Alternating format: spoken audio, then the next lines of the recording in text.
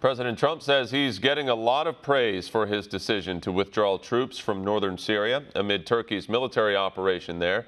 During an event at the White House, the president said he feels like the U.S. is doing the right thing and pointed out he campaigned on terminating endless wars. He also said Turkey's President Tayyip Erdogan wants to repatriate Syrian refugees to the area, but warned Erdogan that there would be a big economic price to pay if all of this goes awry. The president also cautioned Turkey about attempting to wipe out the Kurds.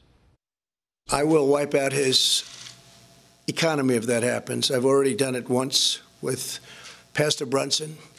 I'm sure that I hope that he will act rationally. But you do have to understand they've been fighting each other for many, many decades. Actually, for centuries, they've been fighting each other. The president went on to say that ISIS has been defeated and some of the most dangerous fighters have been taken out of the area to secure locations. And while Democrats warn the U.S. must protect its Kurdish allies, One America's Pearson says, he explains how the Kurds have a troubled history of siding with Islamic terrorists.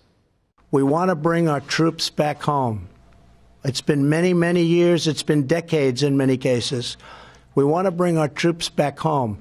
And I got elected on that. President Trump is fulfilling yet another of his campaign promises as he withdraws American troops from Syria. While neocons and radical Democrats are denouncing the move, President Trump has defended his decision, saying America's decades-long wars in the Middle East have all been one big mistake. On Wednesday, President Trump added that the decision to get involved in the first place was based on a ruse, pointing out that Saddam Hussein actually had no weapons of mass destruction at the time of the invasion in 2003. President Trump also pointed out that America's role in Syria was meant to be over a long time ago. We've been in Syria for many years. You know, Syria was supposed to be a short-term hit, just a very short-term hit, and we were supposed to be in and out. As you know, it was started by President Obama.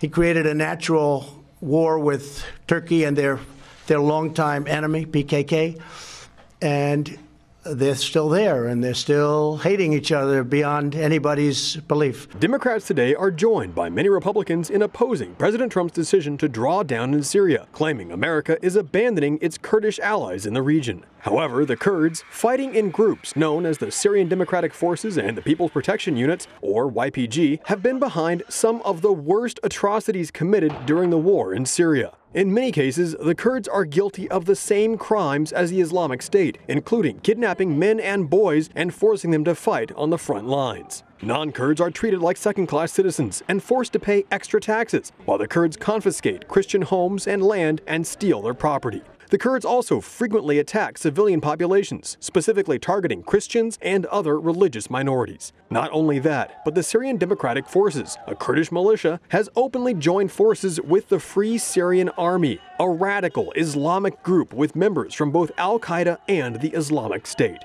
I would say we want to bring our troops back home from these endless wars. And we're like a police force over there. We're policing. We're not fighting, we're policing. President Trump ran his campaign on the promise of de-escalating America's role in the Middle East, and that's exactly what he's doing. One senator on President Trump's side is Kentucky Republican Rand Paul, who has long argued that this war doesn't benefit the American people in any way. In fact, a program called Timber Sycamore, started by President Obama, saw the U.S. giving hundreds of millions of dollars of weapons to actual terrorists every year in an effort to depose Syrian President Bashar al-Assad. President Trump put an end to this program in 2017 and explained America's goal should be to let the nations of the Middle East determine their own future. Trump also vowed that the future of our own nation doesn't belong to globalists, but to patriotic Americans. The truth is plain to see, and if you want peace, love your nation. Wise leaders always put the good of their own people and their own country first. Pearson Sharp, One America News.